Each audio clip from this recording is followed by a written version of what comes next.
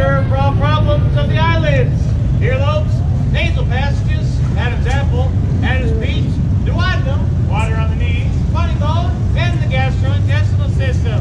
This is Mother Nature and other imaginary creatures introducing clothing, dripping, raining, hooting, oozing, squealing, discharging, and gas of all types and points of origin.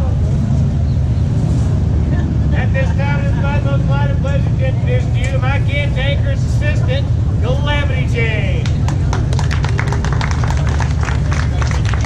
She reminds me of old Mule Betsy. Dear friends, Dr. Stand-Up's quick acting elixir has been used to help cure everything.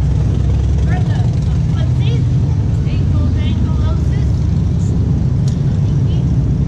chuckleitis, inflammation of the lashes, wax weasels, inflammation of the nails, eyes, and fungi, introverted calves and bobster's ankles, loose lips, nasal cramps, sailor's forehead, hanging cheeks, soggy bottom, large teeth, melatonin, shooting crickets, rockbirds, rolling out house boomers, eye hair, toes, even the common fish dust.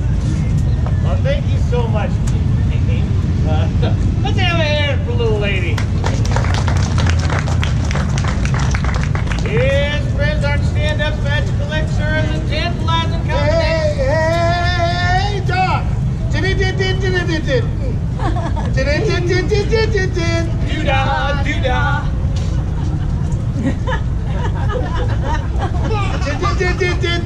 Did you say that stuff? Wood. Did you say that stuff? Wood. Did you say that stuff? Would cure just about anything? Well, yes, I did, stranger. Would it help my Would it help my What? Would it help my problem? And what problem would that be? Really? Take a wild guess. All right, then. Montezuma's revenge. Gunslinger's elbow. Mule ears. Campinitis. Cattleman's crud. No. The high mountain drools. But please.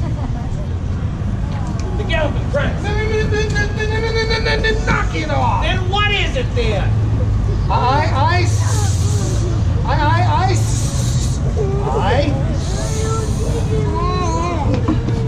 can't get my words out. Well, I guess I hadn't noticed. But I tell you what, friends, I'll give you a try to understand that's magic elixir on the house. Why? Thank you.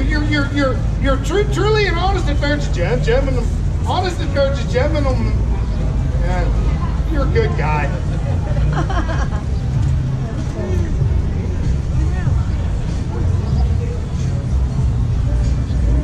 Why, Stanley? What a delightful combination of 11 secret herbs and spices, all combined with a medicinal blend, sure to bring satisfactory relief to one and all. Oh my goodness, I am finally cured of this cursed malady. Thank you from the bottom of my heart, Dr. Stan, Calamity Jane. You're truly miracle workers. See you later, Charlie. See ya, Charlie?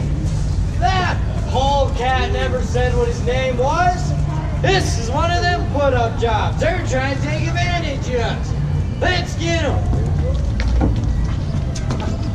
I'll just give a round of applause and I'll quit chasing each other.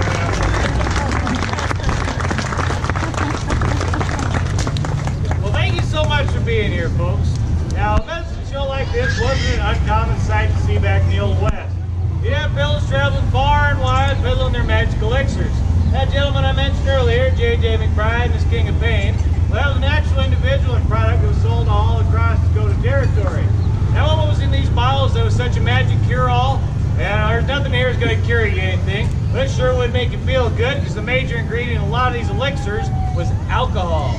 Now, along with just great Kool-Aid, James. Yeah. Now, along with that alcohol, you'd find people mixing in things like cocaine, heroin, opium, morphine, even a little bit of turpentine. Yeah, nothing's going to cure you anything, but it sure would make you feel good. How do they make all their money? Well, it's a beat business. All those substances that I mentioned are exceptionally addictive. You get on their supply, and move on to the next town, you run out, start feeling a little bit poorly, we'll die. I'll get that to you in a bit. I want to see who wins this. All right, let's see the end of this, Johnny. Full house. King's over. How about that? Hold on a minute. My 4-7s would like to have a word with you. I think it'd be unless you're cheating. 4-7s? Yeah, 4-7s. Well, there ain't no way a fella could be that lucky, and you call me the cheat? You're the cheat. Johnny, if you got a problem, I know a way to solve it. You're calling me out, then I'm game. Get ready to meet your maker. Come on, Johnny, no walk away, so Dixie, pull that pistol of yours. Oh, Charlie, you'll get yours. Don't be in such a hurry to die. Come on, Johnny, this is no summer game. Just get my winch from you, seeing you fit for where to go. I'll tell you what, you ain't getting my money or my life. What in tarnation are you idiots doing? You plumb missed him, shot out a fancy new store window and shipped all the way in from Cheyenne. And him Mr. Ludwig in the leg. Put an end to this fracas right now. Well, buy on this, Wertheimer. Quit quitting until I get my money from that bummer. Bummer, huh? Yeah. Get back this, you stinking polecat. You hear anything?